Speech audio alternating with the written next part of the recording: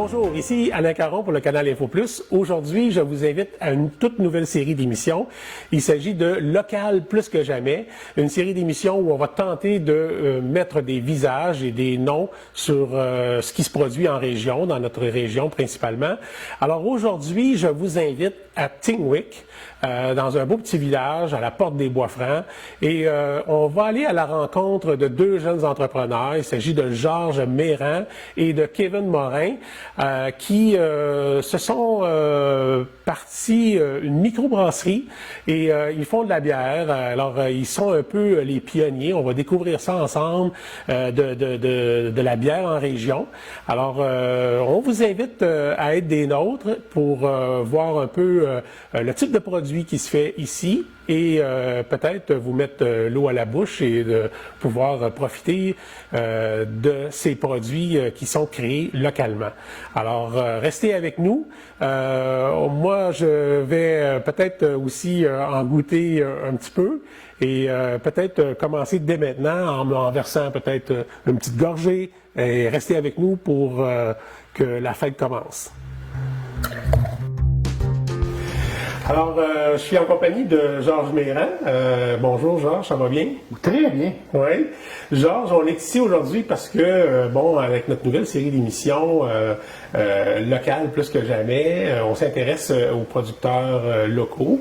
Alors, comme toi, tu es établi ici à Tingwick, localement, là, on voulait s'entretenir un petit peu avec toi, puis voir d'où c'est parti Multibrasse, puis qu'est-ce que ça devient aujourd'hui. Merveilleux, ça. Oui. Donc, c'est parti de où, Multibrasse? Parce que vous êtes deux là, dans cette entreprise-là. Il y a Kevin Morin aussi. Donc, vous vous êtes rencontrés, puis vous avez parti ça de quelle façon? En fait, ce qui est arrivé, c'est qu'on avait un projet en sciences. C'est sérieux de la bière. Oui, oui. Ce qui est arrivé, c'est qu'on a un plus scientifique.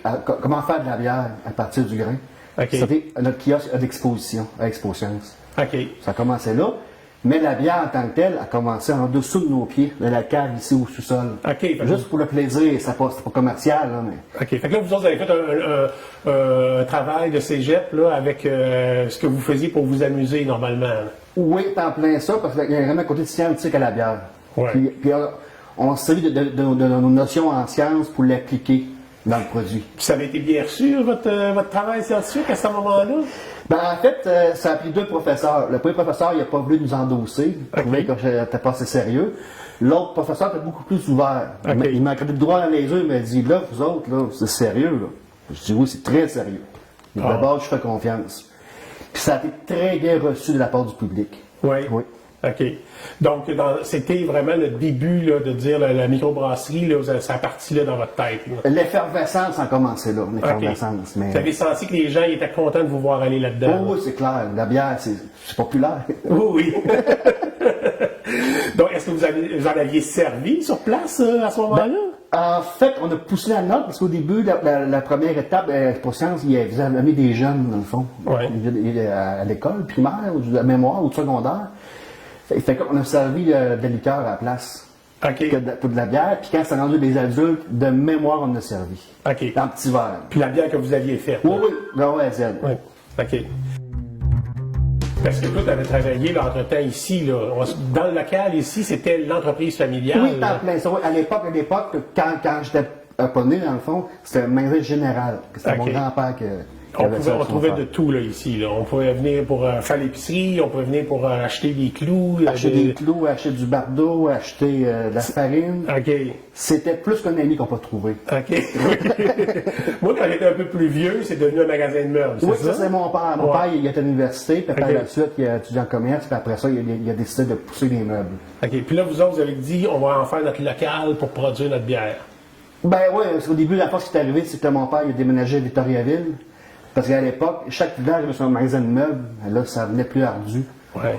Fait que ce qui est arrivé, c'est que là, à cause de ce qui est arrivé dans le fond. Ouais. Il a déménagé à Victoriaville. OK. Puis là, ben, comme c'est devenu vide ou plus c'est disponible, oui, c'est ça, oui. Tu t'es dit que ça pouvait être la place pour le faire. Parce que tu avais cherché des places avant. Là, oui, j'ai acheté des places avant et tout. Le projet initial, dans le fond, c'était de faire comme un resto-brasserie. OK. Mais à l'époque, c'était beaucoup trop compliqué pour le financement. Ouais. Puis on était trop jeune un peu, fait que la banque n'en voulait pas. Mais elle voulait qu'on produise pour en vendre aux autres. Fait que c'est comme je trouvais d'abord le projet un petit peu. Là. OK. Fait que là, dans le fond, aujourd'hui, là, c'est vraiment à la mode. Les jeunes parlent des microbrasseries, mais si on se recule à cette époque-là, là, il y a 20 ans, parce que là, ça fait 20 ans, c'est votre 20e année cette année. Oui, t'en plein ça. Donc, votre 20e année, puis là, à cette époque-là, c'était quand même rare, là, des microbrasseries. Là. Vous étiez... En région, là, comme ici, là, on était les premiers, puis c'était très rare. Ça a été, on se faisait... c'était... On n'est pas des extraterrestres, là, mais presque un peu. Là. Ouais. Fait que les banquiers, là, ils vous sentaient pas trop à ce moment-là. C'était difficile. La décision de vous donner de l'argent, de vous passer de l'argent, c'était difficile. Je m'en souviens, j'ai jamais sorti aussi vite d'un bureau que ça de toute ma vie. Fait que c'était plusieurs essais avant que ça fonctionne. Oui. OK, c'est bon ça. Donc, vous êtes parti, la microbrasserie, vous avez fondé ça en 2001, ça a parti, vous avez fait votre première bière là, en quelle année à peu près? Environ 2002, puisque dans le fond, on avait une grosse étape pour avoir le permis. Oui. Ça, c'était compliqué un peu parce que c'était l'œuf ou la poule. Parce qu'il fallait avoir notre permis. Puis pour avoir notre permis, ça prenait du financement. Mais là, le problème qui arrivait, c'est que pour avoir le permis, il fait que tous les équipements soient mis en place. OK. Fait que, OK, on va voir la banque, mais là, si c'est pas ton permis, je te prêterai pas. OK, ouais. Fait que c'était l'œuf ou la poule, ben là, oui, puis c'était compliqué. Puis là, moi, je te prends les deux, moi. Parce qu'on a fait, c'est qu'on a fait un petit équipement minuscule. Okay. Maison, mais au niveau de la capacité, pour avoir le permis. OK. Puis une fois accordé, on a pas avoir notre prêt pour de l'équipement industriel. OK, c'est bon. Ça, la tactique. Là. Puis là, le permis dans les microbrasseries, là, c'est une série de numéros, là, vous autres. Puis c'est des numéros qui se suivent, là. Oui, qui suivent. Puis je peux vous dire une affaire, on a le BR38. Vous avez OK, fait que ça, c'est vraiment. Vous êtes comme les 38e brasseurs, dans le fond. Les 38e qui ont eu une licence. Parce qu'à l'époque, c'est 38, il n'y en avait pas 38, là, il y en avait plusieurs qui avaient abandonné, c'est ça. Oui. En coup de 20 ans, c'était pas la mode. Là, c'est la mode, oui, à Montréal, à Québec, là. Ça commençait, là. Oui, c'est ça. Il y a une région, là, c'était... OK. Puis là, aujourd'hui, on s'est rendu dans quel numéro? Je m'en partirais une microbrasserie aujourd'hui, là, j'aurais quel numéro là, de brasseur? Je ne veux pas dire menterie, mais je pense que c'est rendu 250. Dans ce coin-là. Que je pense, là. OK. Fait que ça s'est multiplié par après, là. Oui, là, c'est rendu commun aujourd'hui, là. OK. Fait que là, à Tingwick, là, vous avez lancé ça, cette microbrasserie-là. Vous avez commencé à faire de la bière. Vous avez commencé à engager des gens aussi pour vous aider, j'imagine? Ça se fait localement, tout ça? Là? Oui, c'est sûr. À l'époque, on avait un critère d'embauche. Il fallait venir à pied à Tingwick. À brasserie. Mais ça a été genre un hasard parce qu'il n'y avait pas d'employés qui venaient du village même. Okay. Puis la brasserie était au village. C'était pas parce que vous buviez toute la journée. C'était en plein ça. C'était pas pour ça. C'était pas pour ça. Non. OK. C'est sérieux la bière, là. Oui, c'est sérieux. Effectivement. On voit ça depuis le début de l'entrevue. Georges, dans le fond, vous avez commencé là, à faire des bières au début des années 2000. Vous avez commencé avec la Bock, je pense. C'est elle qui était la plus populaire là, dans les premières bières que vous avez faites. Oui, ben, dans le fond, c'est dit un boc de bière puis un boc. Tu sais. Ouais. Dans la région, ce que j'ai su, c'est qu'on a la place qu'il y a plus de chevreuils par kilomètre carré. OK. Oui. OK. Donc, ça a marqué là, aux éditions. On y va avec ça. Ouais. Fait que c'est de là aussi qu'on voit on la reconnaît des fois quand on va dans des brasseries, dans des restaurants, on voit le petit robinet là, avec les cornes de chevreuil. C'est comme les cornes de chevreuil. Oui, c'est ça. Vous avez marqué un peu l'imaginaire des gens. Puis aujourd'hui, il faut avoir son propre logo aussi. Là, vous avez comme créé un peu ce... On a marqué notre territoire avec des cornes de chevreuil. Mais je précise une chose, il est perdre à tous les ans, les cornes. On ne tue pas d'animal pour avoir la corne. Ouais. Il est perdre à tous les ans. OK, ouais. C'est bon. Fait que vous voulez réussir à les trouver, c'est comme... Oui, mais ça prend des bons chasseurs, mais ça, tu on en a. OK. On est correct. Fait que c'est un autre produit local dans toute la série. Oui. Il y a d'autres choses aussi, vos céréales, vous les prenez aux alentours? En fait, ce qui arrive, c'est qu'on en prend à la malterie. Oui. À la place qu'on utilise, il y a environ 20% de l'âge qui provient du territoire du Québec. Le reste, c'est canadien. OK. Fait que la base, même les céréales, c'est pas mal un peu partout, mettons à 30% au Québec ou au Canada, puis le reste un peu partout à travers le monde? Non, l'orge, c'est canadien, l'orge. OK. On est des très bons producteurs dans les prairies, au Québec aussi. OK. Donc, dans le recette, dans la malterie, il y a 20% qui provient du Québec. OK. Dans vos bières, là, il y a une particularité. Là, il y a beaucoup de bières à fruits dans les bières que vous produisez. Puis ces fruits-là sont pris aussi aux alentours. Autant que possible. C'est aux alentours. Exemple, là, les fraises, ça vient de Saint-Samuel. OK. Puis là, on est chanceux avec le producteur parce que, dans le fond, c'est qu'on était à l'école avec. Ouais. Puis en plus, ce qui arrive, c'est qu'on peut choisir notre variété de fraises. Ah oui? Fait que moi, j'ai pris un catalogue, j'ai dit là, on va prendre cette variété-là parce qu'elle est plus savoureuse. OK. Fait que la bière est plus savoureuse. Oui, parce qu'on a pris des bonnes types de fraises. OK. Il y a ça aussi. Oui. Donc, il y a ce volet-là que vous avez dans votre bière. Vous avez des fraises, vous avez des framboises, vous avez une bière au bleuet aussi. Oui, au bleuet, on est chanceux au Québec parce que c'est des bleuets sauvages. Des petites baies sauvages. OK. C'est incomparable. Oui. La bière est bleue puis ça goûte le ciel. C'est garanti. Oui, c'est bon ça. Oui. on va y goûter. Puis bon, parler de ça, est-ce que ça serait la tête d'y goûter ou... Ah, ben oui. Donc, pourquoi pas?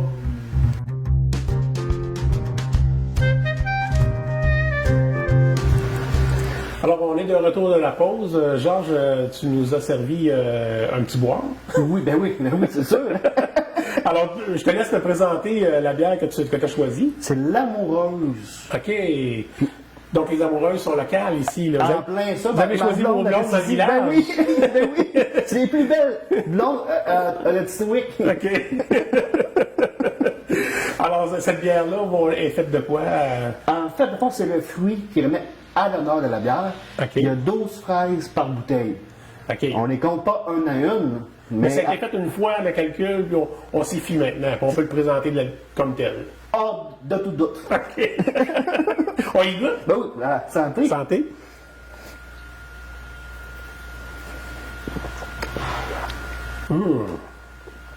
Très bon. C'est délicieux. On le sent, le goût de la fraise, vraiment. C'est étonnant que ça se marie bien avec le goût de la bière. Un mariage parfait. Ouais. Donc, c'est l'amoureuse qu'il vous faut à la maison, les célibataires, on vous le dit. Mais si t'en prends tôt, tu peux te pacter la fraise, par contre. OK. Alors, il y a une série de jeux de mots autour de cette bière-là. C'est bon. Ensuite, on a parlé des gens qui venaient travailler ici. Vous avez des gens qui restent dans le village, tout ça. C'est très local. C'est vos amis, vos voisins, dans le fond, parce que vous habitez aussi très proche. Oui, t'en plein ça, oui. C'est ça. Okay. Donc, toi, tu as commencé à travailler avec Kevin Morin. C'est un gars avec qui tu es allé à l'école. Oui. OK. On va le rencontrer tout à l'heure, Kevin, mais là, présentement, il est en train de brasser. C'est ça? C'est en plein ça. OK. Fait que dans une microbrasserie, qu'est-ce qu'on fait? On brasse de la bière. On brasse de la bière.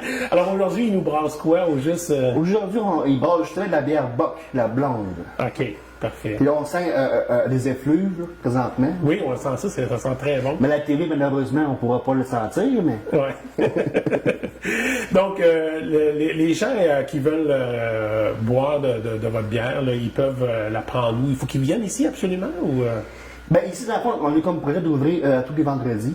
Okay. On ouvre pour des gens qui s'y veulent ne pas créer directement à la microbrasserie. Ouais. Mais on a différents points de vente, là. OK. Dans les épiciers et les dépanneurs, là, aux alentours, dans les villages autour, là, il y en a un peu partout. Oui, il y en a à Warwick, il y en a à Danville, il y en a aussi à Asbestos, il y en a à Viterreville. À Richmond aussi? À Richmond, oui. Oui, à Richmond, oui. OK. La desserte à Richmond. OK, parfait. Donc, c'est ça, on peut s'en procurer. Là, on disait qu'il y avait beaucoup de microbrasseries qui étaient, qui ont démarré là, depuis le temps. Vous autres, ça fait 20 ans, vous êtes comme des pionniers, dans le fond. C'est-tu parce que c'est facile de gagner sa vie à brasser de la bière? Ça paraît facile du côté de l'extérieur. Ouais. Mais à l'intérieur, je vous dis que, à mon avis, on est vraiment nombreux. ça peut causer problème au niveau des tablettes en épicerie. Ça commence, la compétition se fait sentir. On sent qu'il y a beaucoup de joueurs, puis la pointe de gâteau rapetisse tout le temps. Là. OK. Ceux qui ont des restos-bars, qui se boivent sur place, ça c'est un contexte différent. Mais quand on parle de distribution dans les tablettes d'épicerie, c'est là que l'enjeu est vraiment différent. On sent aussi que ce qui nous attire là, en tant que consommateur, c'est souvent le nouveau produit. Là. Fait que, comment est-ce que vous faites, comment est-ce que vous réussissez à demeurer avec le temps? Parce que c'est votre 20e année, là. Puis il y a beaucoup de nouveaux joueurs, beaucoup de nouvelles bières. Faut vous démarquer, il faut que vous sortiez des nouveaux produits régulièrement. C'est sûr que nous autres, dans le fond, on est chanceux, parce qu'on est des petits bons gars. Les gens nous encouragent. Oui. Mais il y a aussi le fait que la bière est différente. OK. Puis au niveau des bières aux fruits, dans le fond, on a un goût qui est distinct. Puis présentement, je vais toucher du bois. Là. Sur le marché, il n'y a pas un produit qui est comparable au nôtre. OK. Ce qui fait qu'on perdure OK. au niveau de ces produits-là. OK.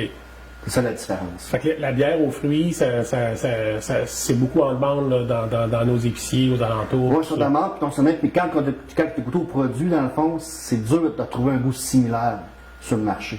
C'est vrai, c'est très bon. J'avais jamais goûté quelque chose d'aussi bon que ça en termes de bière fruitée. Là. C'est vraiment. On sent pas que c'est sucré, on sent pas que c'est sûr, on sent pas que le goût nous. C'est vraiment c'est bien marié, comme tu disais tout à l'heure. Pour revenir au thème de l'amoureuse. OK, donc vous vous êtes démarqué au niveau des fruits. Il y a pas, vous n'avez pas eu la problématique là, qu'on vous étiquette la bière aux fruits parce que tu me disais précédemment là, que dans le marché de la microbrasserie, les bières aux fruits ont moins bonne presse et moins sérieux. Dans la confrérie des brasseurs, il y avait un adage qui disait qu'un brasseur qui fait des bières aromatisées, notamment aux fruits, c'était pas un brasseur sérieux. OK. Ça restait dans l'esprit des gens. Ouais.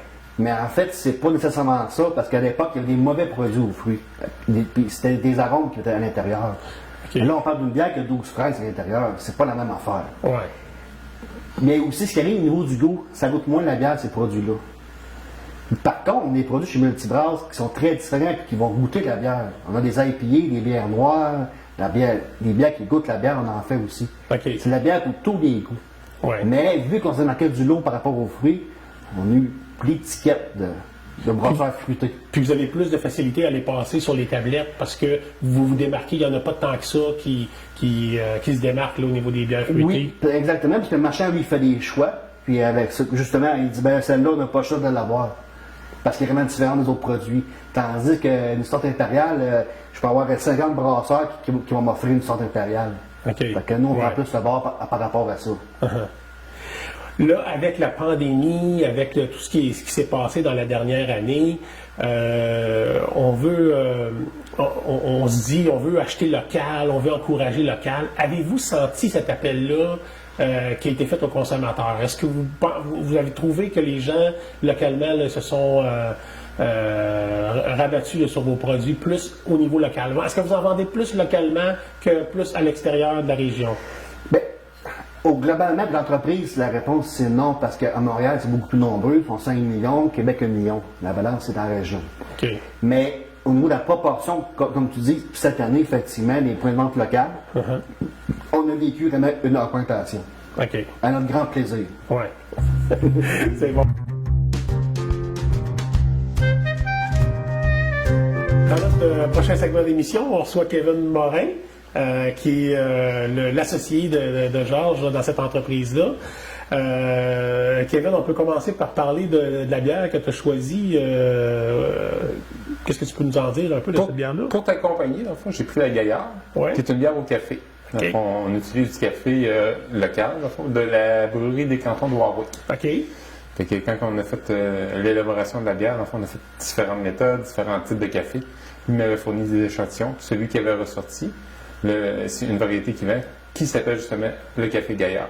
OK. Fait qu'on a nommé la bière en son honneur. OK. Fait que si les gens là, aiment le café Gaillard dans la région, là, ils peuvent retrouver un peu de ce goût-là dans votre bière. Oui, dans le fond, la bière, c'est ce qui arrive. Il faut vraiment aimer le goût de café. Certains sont déstabilisés par rapport à ça, là, parce qu'il faut vraiment aimer le goût du café, puisqu'il ressort très bien dans la bière. Ouais. Puis, en contrepartie, il y a de la caféine aussi à l'intérieur. Fait que c'est sûr qu'il y a environ un demi-café là, par bouteille. Fait que c'est plus une bière qu'on boit après les repas ou le matin en se levant? J'aimerais bien dire c'est une bière matinale. Là. C'est une bière là, justement pour accompagner le repas ou même un dessert. On peut très bien l'accompagner avec un tiramisu puis, ou des chocolats aussi. Oui, oui. OK. Donc, c'est une bière qui n'est pas nécessairement forte non plus. C'est à 5 d'alcool. Oui, c'est à 5,2. Puis le goût, le côté amertume, je te dirais similaire à peu près à un café. Là, il y a une certaine amertume qui ressort. On a mis du blond aussi à l'intérieur. Là. Mais c'est pas une bière qui est trop amère. Puis c'est pas une bière insipide non plus. Fait que c'est vraiment une bière bien équilibrée. Là. On sent que dans l'entreprise, là, vous y avez mis beaucoup de créativité là, au niveau des bières, puis d'aller rechercher des goûts. C'est un fil conducteur, dans le fond, qu'on peut retrouver là, dans tous vos produits. Là. Vous avez été rechercher des goûts particuliers qu'on n'est pas nécessairement tenté là, d'aller vers là du premier abord, mais quand on y goûte, là, on l'adopte, c'est ça? Oui, c'est ça. Dans le fond, toutes les bières sont faites avec amour. C'est l'ingrédient principal. Oui. Fait que, c'est sûr qu'après ça, on aime ça en tant que brasseur, on aime ça essayer des nouvelles choses. Fait que, essayer des bières un petit peu plus inusitées. Là. Autant qu'on parle comme la bière au café ou que les bières aux fruits, on va aller chercher des petits côtés bien spéciaux, dans le fond. Alors toi, Kevin, t'as connu, on l'a appris avec Georges tout à l'heure, là, tu l'as connu à l'école, au cégep, je pense. Puis maintenant, tu habites dans le coin, tu habites dans la région, toi aussi? Oui, je suis originaire de Warwick. OK. Moi, je suis né à Warwick. Puis maintenant, avec ma conjointe, on a une maison à Denville. OK. On a changé de région administrative. Mais vous êtes dans le village voisin. C'est ça, c'est le village voisin. C'est bon. Alors, dans la production locale, qu'est-ce que tu retiens ou qu'est-ce que tu veux que les gens retiennent de cette effervescence à vouloir acheter local? Là? Comment c'est important pour vous autres que les gens vous encouragent à acheter vos produits puis d'acheter localement? Mais à prime abord, nous autres, quand on fait une bière, on essaie d'utiliser, comme probablement que Georges l'a dit tantôt, des ingrédients locaux le plus possible. Fait que, à l'inverse, on aime ça que le retour d'ascenseur revienne. Puis ce qui est important en achetant local, dans le fond, ça permet de conserver nos entreprises du coin de la région. C'est ça. Fait que, en contrepartie, les gens qui pensent pas, qui ne se soucient pas de ça, ben, ils peuvent même acheter à l'extérieur du pays sans s'en rendre compte. Puis c'est important vraiment de garder nos entreprises là, régionales, du moins québécoises. Puis il y a une importance aussi pour des jeunes comme vous autres qui avaient parti il y a 20 ans une entreprise. Vous avez quand même créé un emploi local. Là. Vous êtes pas déraciné de votre place. Là. Vous avez travaillé dans le coin, puis c'est quand même un gros impact dans la vie de quelqu'un de pouvoir travailler où ce qu'on vient. Ben oui, c'est sûr, ça paraît un peu sédentaire. Là. On bouge pas, mais c'est sûr que c'est vraiment bien. Là, on reste vraiment là, à notre endroit. Là. On a créé notre entreprise justement pour pouvoir rester là, dans nos endroits. Ça, c'est important pour vous autres. Oui. OK. Alors, c'est là-dessus qu'on se laisse. Je te laisse le mot de la fin, Georges. Moi, j'invite à aller nous rencontrer tous les vendredis, entre autres, ou à voir nos produits là, en boutique ou chez nos marchands préférés. Fait qu'on vous encourage à acheter local. Merci, Georges. Avec plaisir.